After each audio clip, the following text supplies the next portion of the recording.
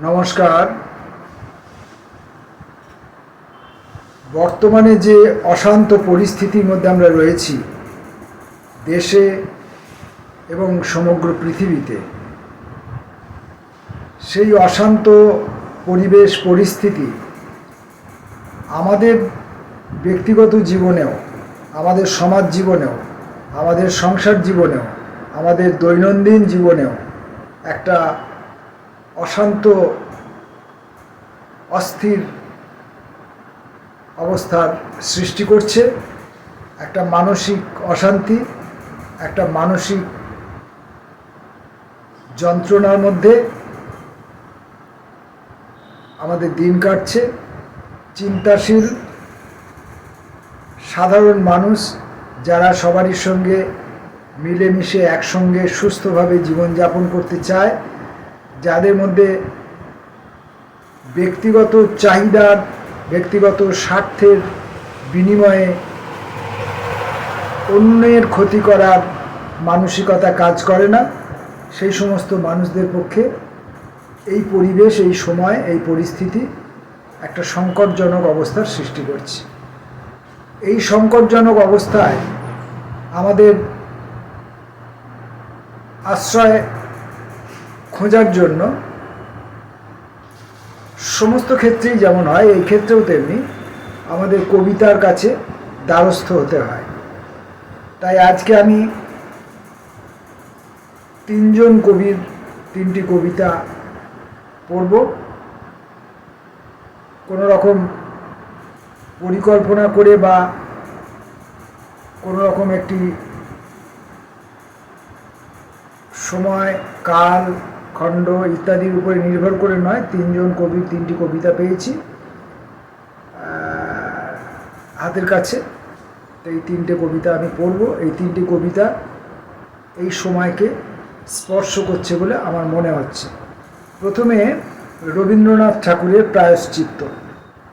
উপর আকাশে সাজানো তরি তালো, নিম্নে নিবিড় অতি বর্বর কালো, ভূমিগর্ভের রাতে ক্ষুধাতুর আর ভুরিভোজীদের নিদারুণ সংঘাতে ব্যাপ্ত হয়েছে পাপের দুর্দহন।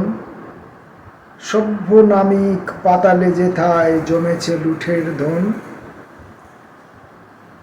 দুঃসহ তাপে গর্জি উঠিল ভূমিকম্পের রোল, জয়তরণের ভিত্তিভূমিতে লাগিল ভীষণ দোল।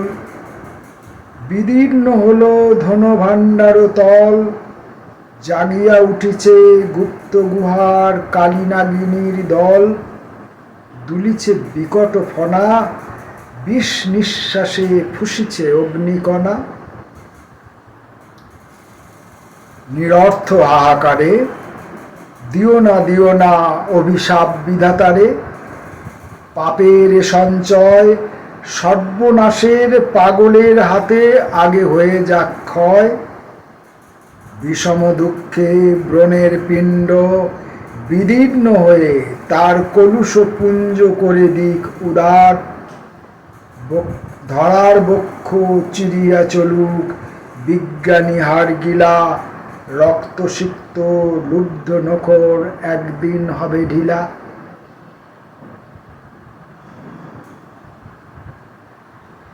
প্রতাপের ভোজে আপনারে যারা বলি করেছিল দান, সে দুর্বলের দলিত পৃষ্ঠ প্রাণ নরমাংসাশী করিতেছে কারাকারি, ছিন্ন করিছে নারী।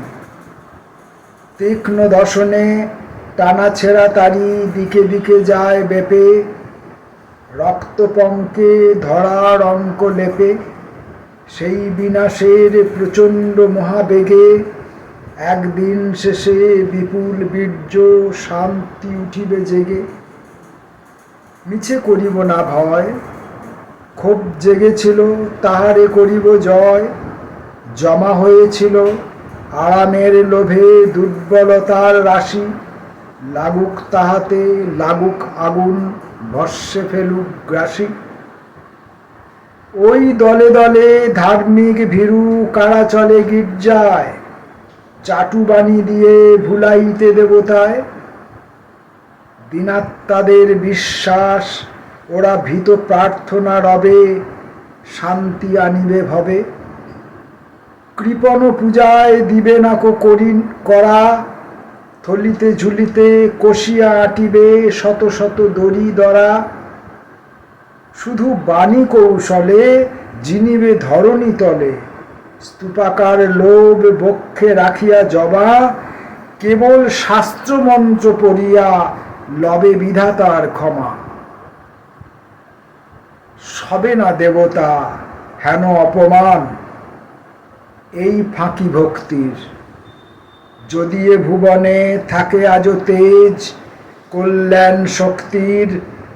ভীষণ যজ্ঞে প্রায়শ্চিত্ত পূর্ণ করিয়া শেষে নতুন জীবন নতুন আলোকে জাগিবে নতুন দেশে। কবি রবীন্দ্রনাথ শেষকালে তার সারা জীবনের যে দর্শন যে চেতনা সেই অনুযায়ী তিনি একটা ইতিবাচক চিন্তায় উপনীত হয়েছেন। আমাদের আশা রাখবার জন্যে বলছেন, তিনি নিজে আশা ধরতে চাইছেন, কিন্তু প্রকৃতপক্ষে তিনি যে বিভীষিকাময় পৃথিবী তিনি চোখে দেখেছিলেন, সেই বিভীষিকা, সেই ধর্মের উন্মত্ততা, শক্তির উন্মত্ততা তাকে ব্যথিত করেছিল, তিনি ভয়ার্ত হয়েছিলেন। তাই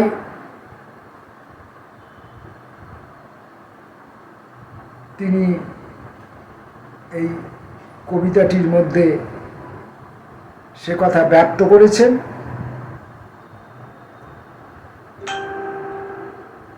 ক্ষুধাতুর আর ভুরি ভোজীদের নিদারুণ সংঘাতে ব্যাপ্ত হয়েছে পাপের দুর্দহন।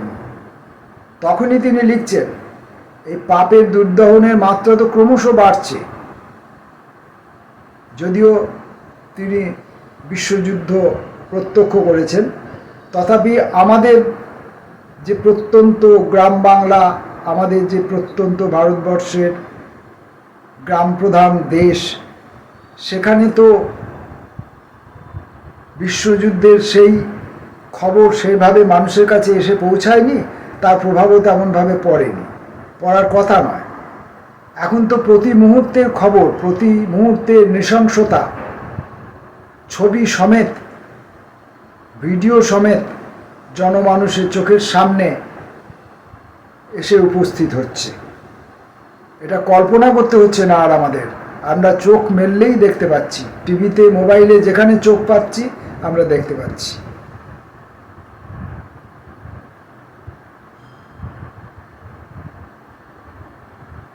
কিন্তু তবু তিনি বলছেন, নিরর্থ হাহাকারে দিও না অভিশাপ বিধাতারে। পাপের এ সঞ্চয় সর্বনাশের পাগলের হাতে আগে হয়ে যাক ক্ষয়। পাপের সঞ্চয় যে পাগলরা সর্বনাশের আয়োজন করে তাদের হাতে এটা ক্ষয় হয়ে যাবে বলে তিনি মনে করছেন।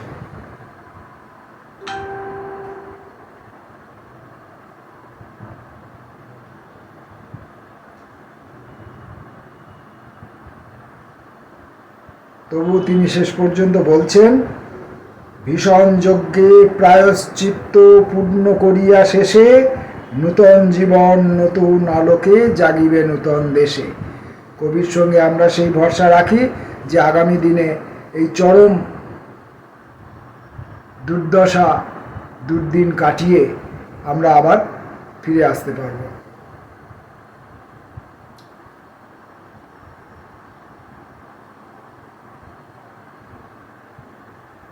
পরবর্তী দুজন কবির যে দুটি কবিতা আমি পেয়েছি, তারা দুজনেই অধুনাতন কবি। একজন শক্তি চট্টোপাধ্যায়, কবিতাটির নাম দাঁড়াও।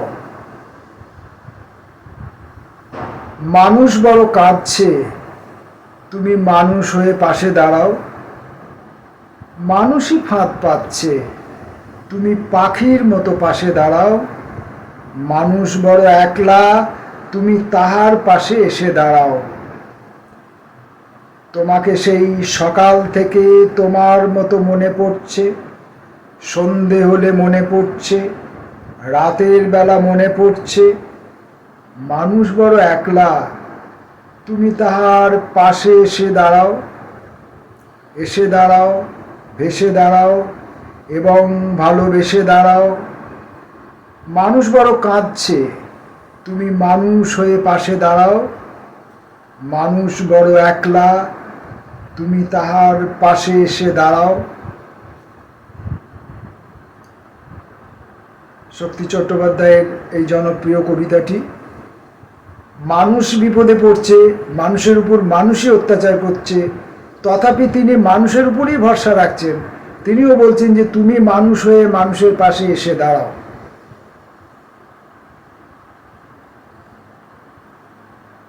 আর একটি কবিতা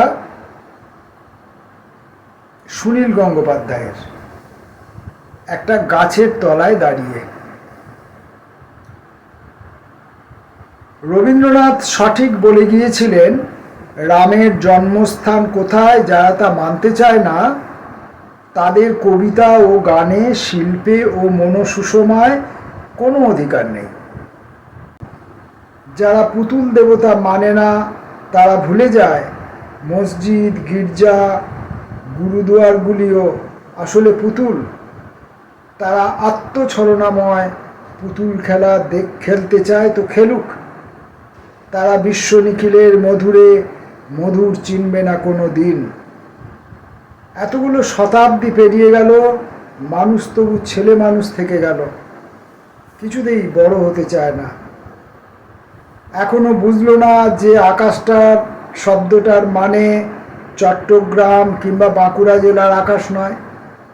এখনো বুঝলো না যে আকাশ শব্দটার মানে চট্টগ্রাম কিংবা বাঁকুড়া জেলার আকাশ নয়।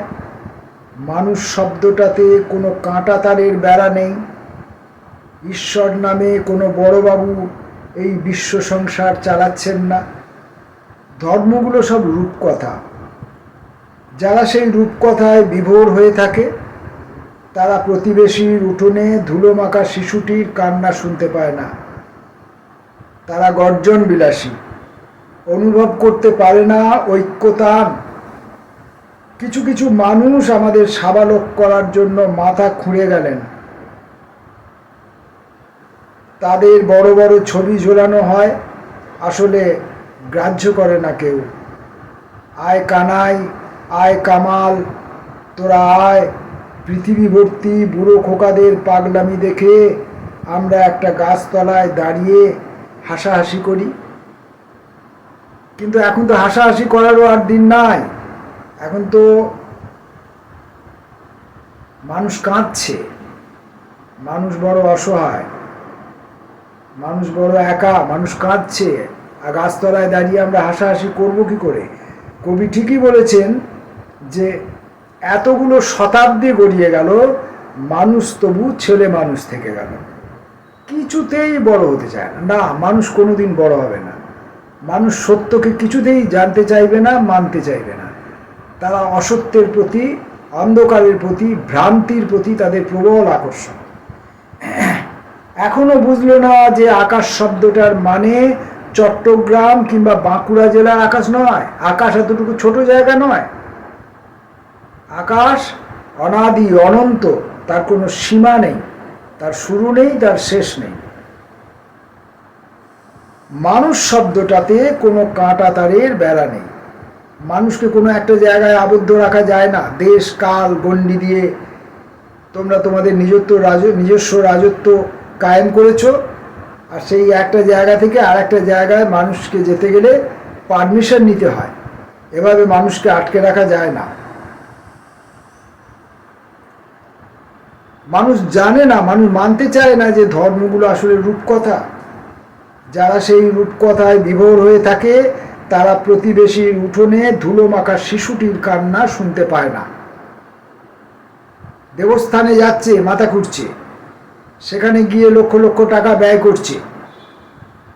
যার দৈনিক 5 টাকা ইনকাম, সে তার মধ্যে থেকে একটা টাকা ওই মন্দিরে গিয়ে দিয়ে আসছে। যে কোটি কোটি টাকা আয় করছে, সে কোটি কোটি টাকা ওই দেবস্থানে ব্যয় করছে।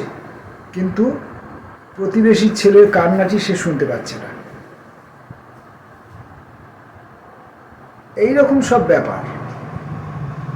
তো এই তিনটে কবিতা এই সময়ের জন্য খুব প্রাসঙ্গিক মনে হলো, তাই এই তিনটে কবিতা আমি শুধু পড়তে চাইলাম এবং স্মরণে আনতে চাইলাম যে এই যে আজকের যে সমস্যা, এটা চিরকালীন সমস্যা, এর আগেও চলেছে। ইতিহাস খুঁজলে দেখা যায় যে মানুষের ইতিহাস আসলে অসভ্যতার ইতিহাস, সভ্যতার ইতিহাস নয়, অসভ্যতার ইতিহাস। তবু